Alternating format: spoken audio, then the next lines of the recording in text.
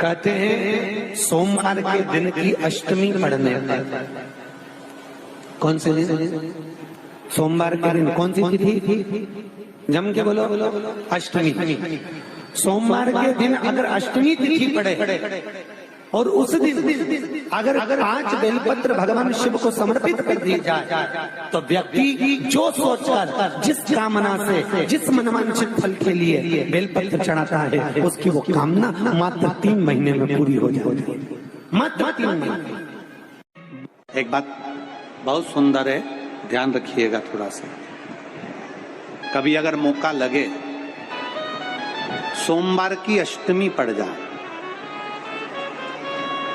क्या पड़ जाए? सोमवार की, जम के बोलो जरा, अष्टमी।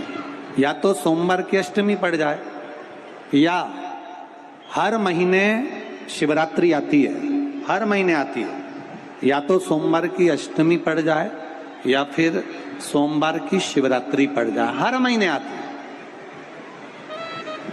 प्रयास करना कहीं से देसी गाय का दूध मिल जाए, थोड़ा सा दूध देसी गाय का मिल जाए, थोड़ा सा दूध देसी गाय का, थोड़ा सा दूध अगर प्राप्त हो जाए, बेलपत्री के पत्ते से दूध कटोरी में लेकर, मात्र बेलपत्री के पत्रे से एक एक बूंद अगर दूध, आप एक बूंद अगर ज्यादा ना मिला हो, 1 चम्मच भी अगर आपको दूध देसी गाय का मिल गया हो, और सोमवार की अष्टमी पड़ जाए या सोमवार की, जम के बोलो, शिवरात्रि पड़ जाए, उसमें केवल अगर देसी गाय का दूध मिल जाए, जर्सी गाय का नहीं हो, देसी गाय का अगर दूध मिल जाए, बेलपत्री के पत्ते से, तुम्हारे घर के अंदर अगर शिवलिंग है या मंदिर में शिवलिंग है या तुम्हारे नजदीक में कोई शिवलिंग है, उस पर बूंद बूंद, एक एक बूंद अगर शिवलिंग पर दूध समर्पित कर रहे हो, श्री शिवाय नमस्तुभ्यम, नमः शिवाय, या षडाक्षर मंत्र ओम नमः शिवाय, या 33 अक्षर का मंत्र महामृत्युंजय मंत्र, इसका स्मरण कर कर शिव जी पर देसी गाय का दूध समर्पित कर कर इस बेलपत्री को अशोक सुंदरी वाली जगह पर अगर आप समर्पित कर देते हैं, फिर आप जिस भी चीज के लिए अप्लाई करें, मेरा देवाधिदेव महादेव आपका हाथ पकड़कर खींचकर आगे बढ़ा ही दे। मेहनत करना, कर्म पूरा करना, पढ़ाई अच्छी करना, और पढ़ाई के साथ में विद्या अध्ययन करने के साथ में, अच्छी मेहनत के साथ में देसी गाय का दूध भगवान शंकर को समर्पित करना, भगवान शंकर को समर्पित करना, देसी गाय का दूध धीरे धीरे धीरे धीरे समर्पित करना, भावों के साथ अब समर्पित करना। देसी गाय का दूध एक एक बूंद समर्पित करिए, धीरे धीरे समर्पित करें। और देसी गाय का दूध जब धीरे धीरे समर्पित करें, बड़े रास्ते से, आनंद से धीरे धीरे जब आप समर्पित करेंगे, बेलपत्री वही दूध में सनी हुई बेलपत्र अशोक सुंदरी वाली जगह पर, उस समय पर डंडी का भाग शिवलिंग की ओर नहीं होना चाहिए, उस समय पर डंडी का भाग जहां से पानी बहकर जाता है अशोक सुंदरी की ओर से, वहां पर होना चाहिए। कार्य में सफलता मिलती ही है। शिव तत्व को धारण। सोमवार की अष्टमी का मतलब आपको इंदौर की कथा में बताया था, जिस दिन शंकर और पार्वती के मिलन का दिवस हो, और केवल एक माता पार्वती के अकेले मिलन का नहीं, 64 योगनिया तक भगवान शंकर से मिलने के लिए आती है। पीला चंदन लगा लेना। कितना लगाना है?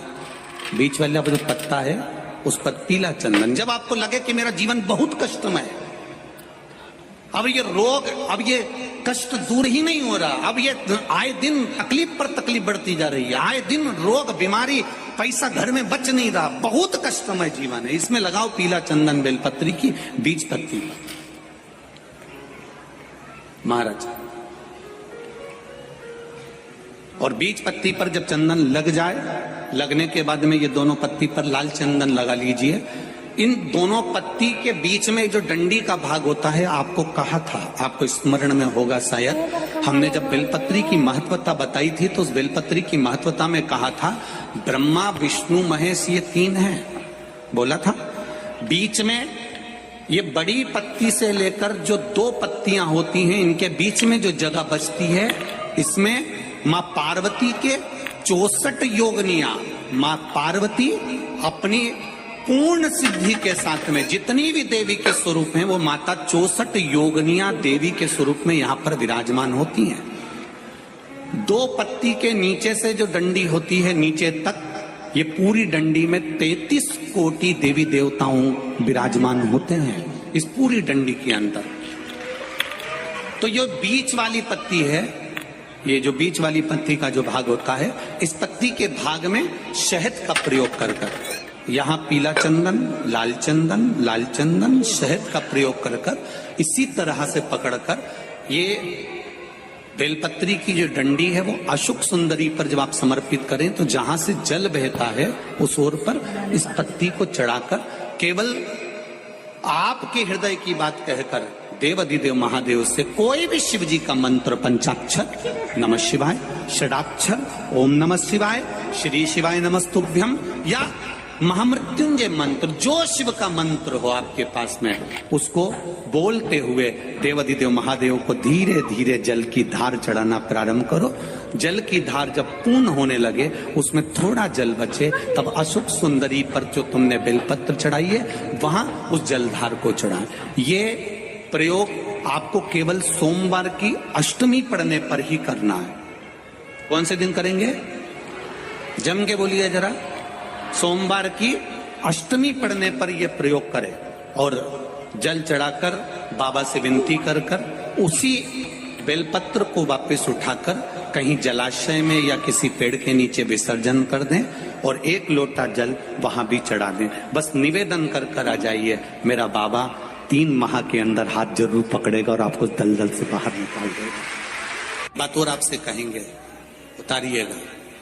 जिसके शरीर में सफेद चमड़ी पड़ने लगती है, चर्म रोग हो जाता है, या चेहरे पर आंख के पास में पूरा कालापन आ जाता है, उसको हमेशा याद रखना है, लाल चंदन का लेपन पीपल के पत्ते पर करिए। काय पर करना है? पीपल के पत्ते पर लाल चंदन का लेपन करिए। लेपन कर कर सोमवार की अष्टमी के दिन उसको लेपन कर कर वापिस निकाल कर शंकर भगवान पर उसका धीरे धीरे त्रिपुंड बनाकर लेपन करना प्रारंभ करिए।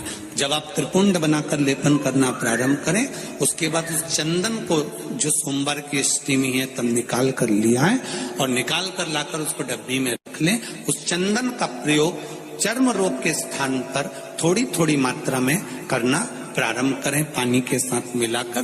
परंतु उस चंदन को केवल 6 से 7 दिन में प्रयोग करिएगा, ज्यादा नहीं। धीरे धीरे चमड़ी, परंतु उसको सोमवार की अष्टमी के दिन सिद्ध कर कर बनाना है। उसको सोमवार की अष्टमी के दिन चढ़ाना है श्री शिवाय नमस्तुभ्यम या ओम नमः शिवाय या पंचाक्षर मंत्र या महामृत्युंजय मंत्र, जो आपको आता हो, शिव जी का जो नाम आपको याद हो उसको बोलकर चढ़ा, उसको लिया, फिर उसको अपने शरीर पर लगाना प्रारंभ करो। उसका फल